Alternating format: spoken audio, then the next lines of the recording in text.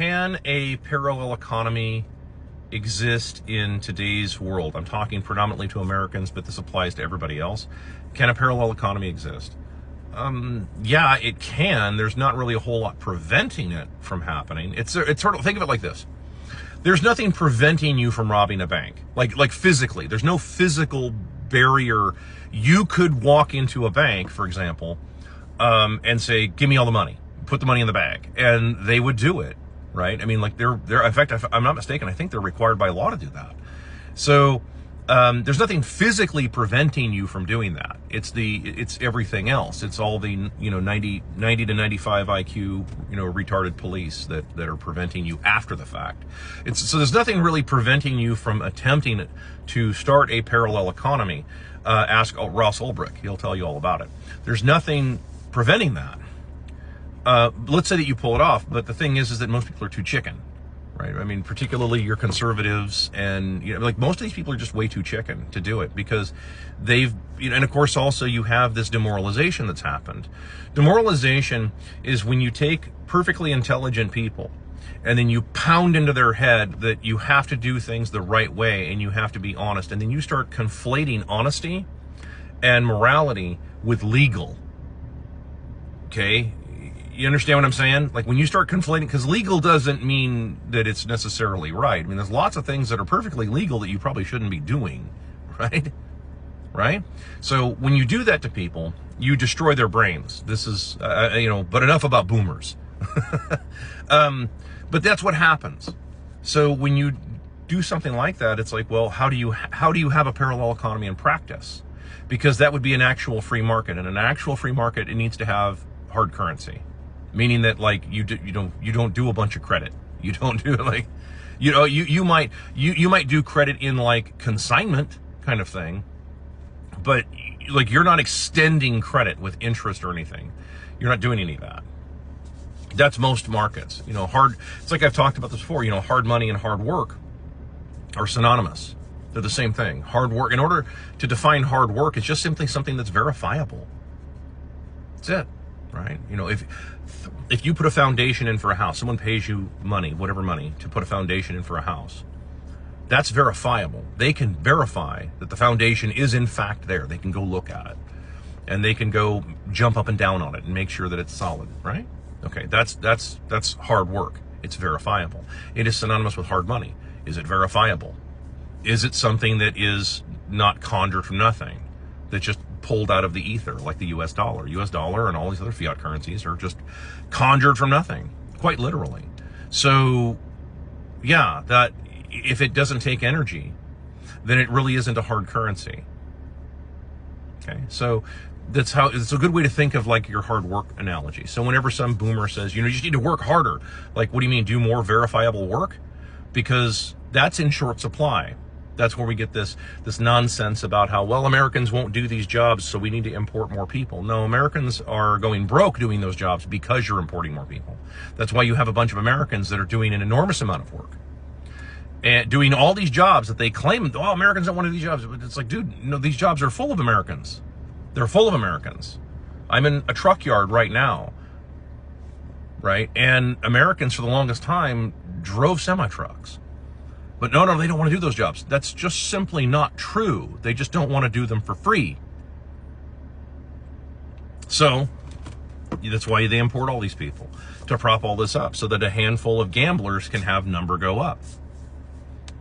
So yeah, I mean, can a parallel economy? Yeah, it could exist, but in theory, but no one's going to want to do it, because all that happens is that someone who gets involved in that, they start going, wow, this is working out well. Then someone else from the existing nonsense offers them more dollars out of nothing, promises them wealth and prestige and so on, and they sell out for it, because that's how people are, right? They're going to sell out immediately. That's why there's no, it's where the low trust society comes from. Did you know that? I don't know if any of you guys know this. I don't know, a lot of you philosophers love to talk about the high trust society, low trust society. You ever look at the origins of that? A high trust society, if you want to actually have one, are people who do not sell out their country and their countrymen so that they can have a slightly better life. And that's pending, by the way. And most of the times it comes with far more problems than it's worth. See the list, for more on that. Imagine being on a list. Well, now you're a slave, aren't you? Let's say that you're on that list, right? Let's say through no fault of your own, you were like kidnapped and you were taken someplace and you were like they put you in that Saw type of position, right? You've all seen the movie Saw. And you're put in like this an impossible position and you decide to go ahead and do it. Well, now you're on the list and now you're basically a slave. Oh, you're a well taken care of slave. You've got a nice house and a nice car. You drive around in a Rolls Royce and everything is on the surface looks awesome.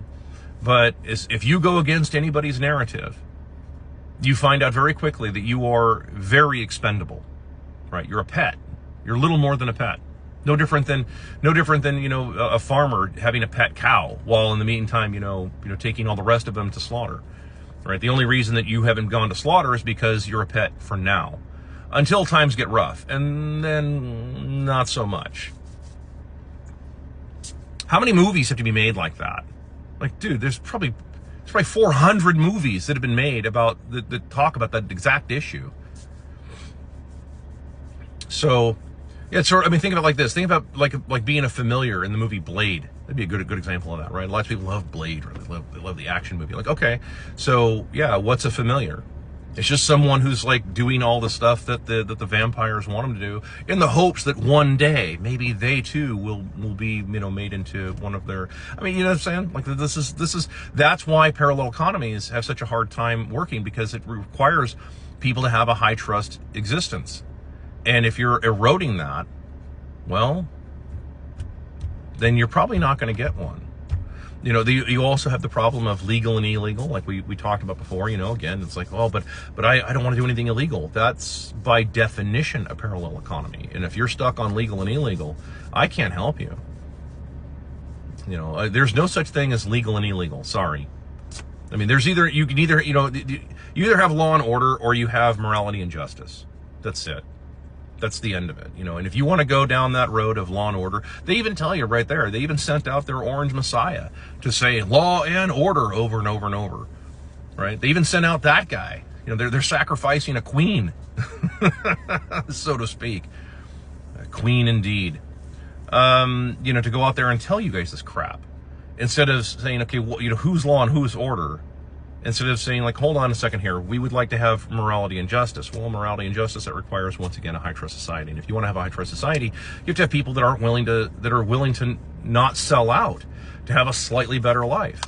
Good luck finding those people anymore. Right? It's the same thing that I talked about before. When I use the fictional examples of movies like Star Wars, for example, not because I'm a huge fan, but because people have seen it. People understand it. People understand that, that a handful of people sacrificed the lives of tens of thousands of troops, low grade morons, in white instead of green, to get their friends back, because, they trusted their friends. How many Americans, like, for real, how many Americans would do that? How many of you, green weenie suckers out there, how many of you would do any of that? Probably none. If I had to hazard a guess, the answer is 0. It's probably, and if it is 1 or 2 of you out there, seriously, it's not even a statistic. It's such a small number. So it's certainly not a plurality. That's what, of course, the United States was built on that. The United States of America was built not only on fuck you, but it was also built on a plurality of people who understood that it was more important to have a country and an honest economy and an honest people, that was way more important to have that than to have, a crown, or be given some title that isn't really worth anything, or that's only worth something in some other country.